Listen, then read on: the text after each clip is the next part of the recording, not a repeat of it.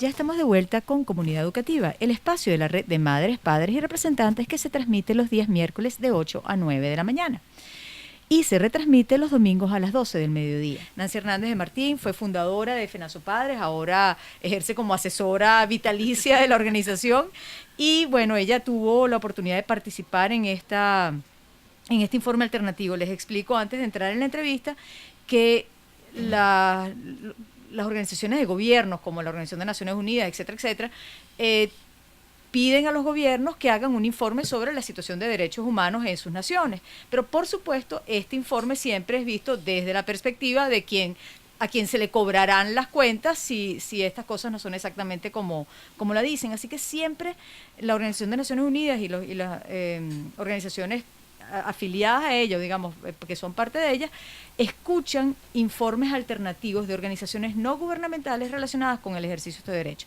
Cuéntanos, Nancy, cómo comenzó esto, cómo participaron ustedes y qué contiene ese informe. Bueno, buenos días y gracias por la invitación, Lila. De verdad que uno nunca deja de ser padre, uno nunca deja de ser madre.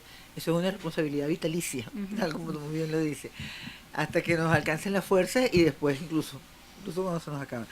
Bueno, fíjate, nosotros desde FENASO Padres, desde el inicio, desde el año 2007, de su fundación, reivindicamos el derecho de los padres a decidir el tipo de educación que quieren para sus hijos, enmarcados nuestros objetivos y nuestra accionar dentro de lo que es la Declaración Universal de los Derechos Humanos, el artículo 26 específicamente, y particularmente su numeral 3, donde habla del derecho preferente de los padres a decidir el tipo de educación que quieren para sus hijos. Pero además, a lo largo de todo este periodo, digamos, poco antes del 98, pero especialmente después del 98, ha habido una serie de acciones por parte del Estado venezolano en materia educativa que desdicen del Pacto Internacional de Derechos Económicos y Sociales, de la cual Venezuela es firmante, donde se habla de el Estado debe garantizar una educación libre, plural, democrática, de libre accesibilidad y garantizada para todos a lo largo de toda la vida. Y además que es obligante para el Estado, pero que está en perfecta concordancia con lo que es el 102 y subsiguientes de la Constitución, donde se habla de una educación fundamentada en todas las corrientes de pensamiento. A propósito de las medidas que durante 15 años, y digo durante 15 años porque el último informe que Venezuela presentó fue en el año de 1998 exactamente. Le tocaba presentar el examen en el año 2002, nunca fue presentado. Venezuela debería ir por su quinto informe en esta oportunidad y apenas el tercero que va acumulando 15 años de gestión del Estado venezolano en materia educativa. Nosotros presentamos un largo informe, siempre basados en las cifras oficiales, en las memorias de cuenta del Ministerio de Educación, donde, como tú bien decías al inicio del programa, se presentó un informe alternativo en materia educativa sobre el derecho a la educación basados en los artículos 13 y 14 del PIDEX, de este pacto internacional, que son los relativos a educación, y cómo el Estado venezolano ha ido, particularmente en el punto de quiebre en el año 2007, ha ido violando este derecho a la educación y no garantizando el disfrute en los términos en los cuales establece el pacto. Nosotros asistimos a Ginebra junto con una coalición de organizaciones porque eran una serie de derechos que se iban a analizar y bueno, lo primero que lamentamos es que el informe del Estado venezolano pasa un brochazo, por decirlo de manera coloquial, en el área educativa. Reivindican la educación gratuita solamente a efectos de que se dejó de cobrar la matrícula, no hablan de la accesibilidad, por supuesto, no se meten en todo lo que es el concepto de la canasta educativa, que para garantizar una educación gratuita no solamente con no basta con eliminar el costo de la matrícula, sino además que tiene que ver con la accesibilidad a escuelas bien construidas, a docentes bien formados, a docentes bien pagados, a una buena dotación, a un programa de alimentación escolar efectivo, a un programa de transporte escolar y de calzado y vestido escolar y además a un plan de salud, que nada de eso está dentro de los planes de gobierno. Obviaron, por cierto, cosa que nos llama poderosamente la atención y así lo hicimos resaltar nosotros en nuestro informe, todas las alusiones en materia educativa que aparecen tanto en el primer Plan Nacional Simón Bolívar del año 2007-2013 como en el Plan de la Patria del año 2013-2019. Eso no aparece en el informe del Estado venezolano, que es donde se viola de manera reiterada el mandato de los artículos 13 y 14 de este pacto, y nosotros informamos basados siempre en cifras oficiales. Esto para nosotros fue bien importante porque además los miembros del comité que evalúa la acción de Venezuela en materia de derecho a la educación y en todos los derechos asociados le preguntaron muchísimo a los representantes del Estado venezolano qué pasaba con este empeño en establecer un solo tipo de pensamiento en materia educativa y nunca fue respondido. A tal punto de que de las 34 recomendaciones que le hace el comité al informe del Estado venezolano en materia de todos los derechos, solo 6 son de aspecto positivo. Ujú. El resto son expresiones y el lenguaje diplomático sabemos qué es lo que eso significa, de preocupación, de, de, de inconsistencia en cuanto a las cifras presentadas del Estado venezolano, y en el caso de educación, que es la recomendación número 30, señala que el comité, a pesar de que mira con satisfacción los avances en materia curricular, pero se queja mucho de la poca solidez de los datos estadísticos, ve con mucha preocupación la formación relativa, la información relativa a la introducción en los programas educativos de material y actividades de adoctrinamiento que pudieran ser incompatibles con el pacto. Ujú. Para nosotros eso fue un logro bien importante porque hasta el año 1998, quizás hasta el año 2006, la sociedad civil no era escuchada en esos auditorios. Y por primera vez, no solamente es escuchada, sino que se le da un espacio para que explique cuál es su visión, de manera que los comités, los miembros del comité puedan tener visiones distintas, a veces complementarias, a veces encontradas, a veces contradictorias, pero que les permita tomar tener un conocimiento mucho más objetivo, escuchar a la otra parte, y además la recomendación vinculante de que en un año Venezuela tiene que informar cuáles son el cumplimiento de las 34 recomendaciones y el seguimiento, pero además la oportunidad que tiene la sociedad civil, en este caso nosotros en el sector de educación, que fuimos por cierto en un informe conjunto con Asamblea de Educación y con padres organizados, de enviar, no esperar el año, sino enviar de manera periódica, y así lo estamos haciendo, informes al comité en relación al seguimiento de estas recomendaciones y al cumplimiento o no del pacto. Okay.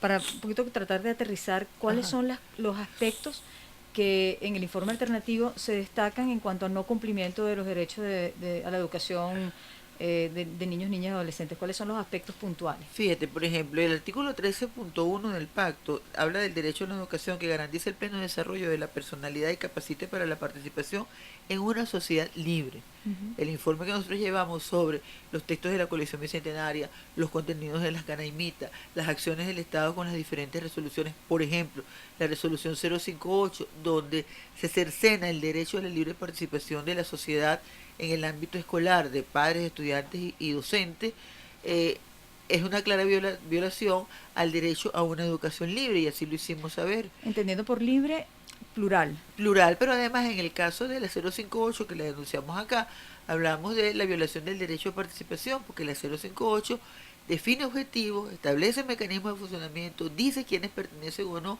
a esos consejos educativos, sin ninguna participación de los propios interesados. Es decir, obliga a una asociación forzosa, cosa que es violatoria del derecho a la libre participación, que además está consagrado como un derecho humano.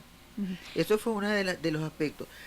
El otro aspecto que señalamos nosotros es que se incumple con la implantación, se incumple al tratar de implantar un pensamiento único en educación básica como política de Estado. Eso no solamente contradice el 102 de la Constitución, sino que contradice también el 13.1 del pacto.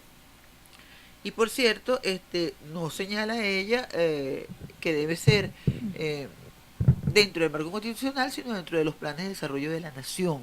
Eso para nosotros, por supuesto, fue muy grave, y mucho más grave para los miembros del comité, porque no es fácil que afuera entiendan toda esta avanzada que ha habido por implantar un solo tipo de pensamiento y discriminar a todo aquel que piense distinto, sobre todo en el sector educativo. Sin embargo, nuestros informes fueron tan contundentes que realmente los miembros del comité, por decirlo menos, se mostraron altamente preocupados por la situación en la educación de Venezuela, que además es de emitir con cifras oficiales el llamado milagro educativo, que no es tal. Ajá, porque me has hablado de temas que son difíciles de medir en cuanto a datos oficiales de estadísticas, digamos, del Ministerio de Educación, que tienen que ver con el carácter libre o plural de la educación. Digamos, no hay indicadores objetivos de eso, no hay estadísticas para eso, hay más bien hechos políticos obvios, conocidos y Sí. demás que han sido discutidos. ¿Qué otro aspecto que está basado en datos oficiales ustedes destacaron como violatorio de derechos de niños, niñas y adolescentes? La accesibilidad a la educación. Nosotros Háblanos de eso. llevamos, en cuanto a la memoria de cuenta, hasta el año 2007 hubo un progresivo aumento en materia de matrícula, eso no significa calidad, Ujú. en materia de matrícula escolar para incluir a estudiantes en todos los niveles por parte del Estado venezolano. Pero justo el punto de quiebre es en el año 2007, donde empieza a haber un progresivo crecimiento del sector privado de la educación y un progresivo decrecimiento del sector oficial. La memoria, en la última memoria cuenta hay una cifra alarmante en el caso del año 2013-2014 que establece que 60.000 estudiantes se quedaron sin cupo en el nivel medio, en educación media, para entrar al bachillerato. De esos 60.000, 30.000 migraron al sector privado. ¿Y dónde se quedaron los otros 30.000? Ujú. Entonces, haciendo un ejercicio de imaginación, alguien decía, bueno, si esos 30.000 muchachos que están entre los 12 y 17 años, pero sobre todo entre los 12 y 14 años, porque son los que entran al primer año de bachillerato, no están en ninguna parte, eso significa que tenemos un promedio de 100 muchachos fuera del área escolar por municipio en Venezuela. Eso se lo hicimos ver, les llevamos la cifra, repreguntaron en relación con la solidez de las cifras del informe en materia educativa, nunca contestó el ministro Menéndez, que fue el, el cabeza de delegación, en este caso en Ujú. Ginebra, para ese pacto, y lo otro que señalamos fue en el caso del programa de alimentación escolar. El programa de alimentación escolar venía ascendiendo justo también hasta el año 2007. A partir de 2007, en el año 2008 y 2009 es exactamente la misma cifra, ni uno más ni uno menos, de niños atendidos en el programa de alimentación escolar. Pero además, después de 2008 no hay ninguna otra cifra, todos los años se repite, 4 millones, 4 millones, 4 millones de estudiantes, y la matrícula estudiantil va subiendo, es decir, no se está atendiendo, y a la única que se atiende es a las escuelas que dependen directamente del Ministerio de Educación, las antiguas escuelas nacionales o liceos nacionales, los ahora llamados escuelas o liceos bolivarianos, porque lo referido a los estados y los municipios corre por cuenta de las gobernaciones y las alcaldías. ¿Ustedes tienen alguna explicación para esa migración de jóvenes al sector educativo, para ese crecimiento del sector privado, perdón, del sector de gestión privada educativo en contraposición al estancamiento del sector oficial? Sí, efectivamente, una de las cosas, digamos, no hay un registro estadístico, pero sí hay un registro anecdótico que nos mandan docentes, estudiantes, los propios padres de familia en relación con la poca calidad o la incertidumbre que hay de que se culmine el año escolar, de que se empiece, se prosigue y se culmine el año escolar, aunado a una serie de deficiencias, que no hay docentes, que de repente no hay baño, que se cayó el liceo, que no hay luz, que no se pudo entrar a la escuela porque había una situación de violencia alrededor de la escuela y la familia decide, como todo padre además, eso no Ujú. tiene nada que ver con ningún color político, como todo padre que quiere que sus hijos tengan una mejor educación de la que él tuvo, hacen un esfuerzo importante por migrarlo en la educación a planteles privados. ¿Por qué? Porque en esos planteles está garantizado que el maestro va, que la escuela, así sea en condiciones muy precarias, funciona, que además llega el niño a la escuela, que no se va el docente y que eso es un sitio seguro. Pero además que independientemente de mayor o menor calidad, hay una situación básica de impartición del conocimiento, de que se da el hecho educativo, que no se da en el sector oficial. Pero además hay una reiterada promesa, sobre todo ahorita en estos últimos 2 años, digamos el 14 y el 15, había una reiterada promesa de nuevas escuelas en el año 2013-2014 en las vacaciones, 100 que no hubo, de entre septiembre y diciembre de 2014, que iba a haber otras 100 escuelas que no hubo. Después de años se anunció un convenio de la construcción de 1.500 escuelas, un convenio de Venezuela con la República Popular de China, que tampoco sabemos en qué condiciones está eso. Ahora para vacaciones el ministro de Educación todavía, hoy ministro de Educación Héctor Rodríguez, anunció que iban a construir 100 escuelas nuevas y 20 se iban a remodelar. Pedimos formalmente al Ministerio de Educación que nos informase, no tenemos información. Y hoy, digo hoy, en esta semana el ministro anuncia que ya se han construido, reparado, remodelado 10.000 planteles. 10.000 planteles equivale aproximadamente al 85% de la planta educativa que depende directamente del Ministerio de Educación. ¿Y dónde está eso? son los anuncios, además los anuncios que hace por Twitter, por las redes, el ministro, no hay ninguna evidencia física de que eso está pasando, y eso también lo llevamos nosotros dentro, por las cifras oficiales, lo llevamos al informe, por lo que tuvimos la sorpresa de que no terminando nuestra gestión en Ginebra, ya el presidente de la República, es decir, el más alto representante del Estado, señaló que los que habíamos llevado los informes, en este caso los que llevamos el informe de educación, éramos unos bandidos que íbamos a hablar mal del país. Señores, le estamos diciendo que hay una situación muy crítica en educación, queremos contribuir a resolverla, porque además esto no es un problema de un gobierno o del otro, es un problema del futuro de nuestros hijos, y sin embargo se hace caso omiso a esto. Okay. Fundamentalmente entonces ustedes tienen unas observaciones obvias, claras, que tienen que ver con el carácter de la educación, el no ser libre como manda todas las convenciones y nuestra propia constitución, y plural. Tienen observaciones que tienen que ver con la accesibilidad, que está marcada por el número de estudiantes que tienen acceso al sistema educativo, que tiene que ver con el mantener la planta física, con el cumplimiento de las horas de clase, de los maestros, del interés del hecho educativo, y con la deserción que hay, tal vez el poco interés o el no cumplimiento de las actividades. Muy claro, fíjate, nosotros no fuimos allá a hacer una evaluación de la gestión de gobierno, sino a hacer en el marco del artículo 13 y 14 del pacto, a decir el Estado venezolano cumple o no cumple este pacto, está obligado. Y eso implica, como tú muy bien decías, la accesibilidad. La accesibilidad es no solamente que yo pueda inscribirme, sino además que me garantice que se me dé educación en las óptimas condiciones, porque la educación, si no se da en óptimas condiciones, no es tal. Que además el entorno de los procesos auxiliares de alimentación, transporte, salud, dotación, que garanticen la calidad educativa, no se dan. Ahora, ustedes hablan mucho de calidad, porque Nuestros Padres tiene como parte de su lema educación de calidad. Una educación de calidad para todos por igual. Ustedes no hablaron del tema calidad educativa con indicadores, o la ausencia de indicadores de calidad en este informe. Nosotros, fíjate, el Ministerio de Educación, que son los informes además en los cuales tenemos que basarnos porque no hay otra estadística distinta, salvo la reciente que está saliendo ahora a través de la ENCOVI, que es la encuesta de condiciones de vida del venezolano por 3 universidades muy prestigiosas, la Simón Bolívar, la Católica y la Central, que nos permiten tener una aproximación más o menos certera también a lo que está pasando en el hecho educativo. Pero la calidad, el Estado venezolano dio como su gran bandera en la dotación de la colección bicentenaria, el programa de alimentación escolar y las canaimitas.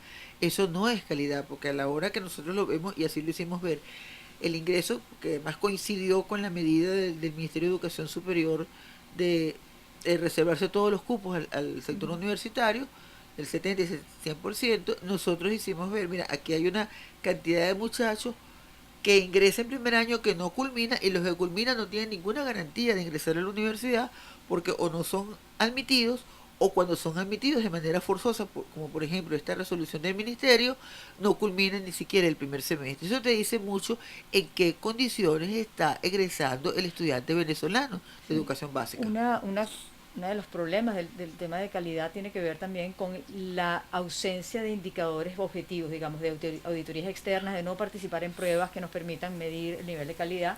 Eso fue tocado, mencionado. Sí, nosotros estuvimos hablando sobre la eliminación del CINEA, que es el Sistema Integral Nacional de Evaluación de los aprendizajes, que estuvo hasta el año 2004, que incluso ese año fue la última prueba y no se publicó, y la ausencia de indicadores, y además la política estatal venezolana, que implica que no se debe evaluar, que hay una satanización y una criminalización sobre lo que significan evaluar, pero hay que evaluar porque tienes que saber por dónde vas y en qué condiciones vas. Bien, ¿dónde podemos, se nos acaba el tiempo, vamos a resumir, quiero que nuestra audiencia pueda encontrar estos informes, ¿dónde los pueden encontrar? Los podemos encontrar en la página que se llama ONU Venezuela, que es una página en Facebook que hicimos, donde están todos los informes. Página en Facebook, ONU Venezuela. ONU Venezuela, también por supuesto, si quieren tener el informe extenso que ahí aparece, pero ya de manera directa, exclusivamente en educación, pueden escribir a fenasopadres@gmail.com. Ese fue un informe de más de 30 páginas, donde nosotros hicimos 9 peticiones al comité. 3 de esas fueron asumidas, cosa que para nosotros es un éxito importante dentro de las 34, que tienen que ver con el derecho a participación, con el problema de la imposición de un pensamiento único en educación, y con las condiciones de libertad en las cuales se debe dar el hecho educativo. Excelente. Muchísimas gracias, Nancy. Este programa se retransmite a las 12 del día el domingo y va a estar este segmento de la entrevista disponible en el canal YouTube de la Red de Madres, Padres y Representantes, el canal YouTube La Red de Padres. Esa es la dirección en YouTube. Llegamos al final de nuestro espacio el día de hoy. Como siempre, agradecer a Yonder Pincay en los controles, ahora a Fernando Delgado, que es el responsable de grabar esto y tenerlo disponible en el canal YouTube, a Dayana Betancourt, que fue responsable de la producción de este espacio y de que tuviésemos hoy a Nancy con nosotros, y en la coordinación general de la estación a Sonsoles Bamonde. Como siempre, con el gusto de hablar con ustedes, Lila Vega. Vamos a hablar la próxima semana de todas estas propuestas de resolución que han sido anunciadas y que, bueno, tendremos un mes para discutirlas y dar opiniones sobre ellas. Muchísimas gracias, nos hablamos el próximo miércoles.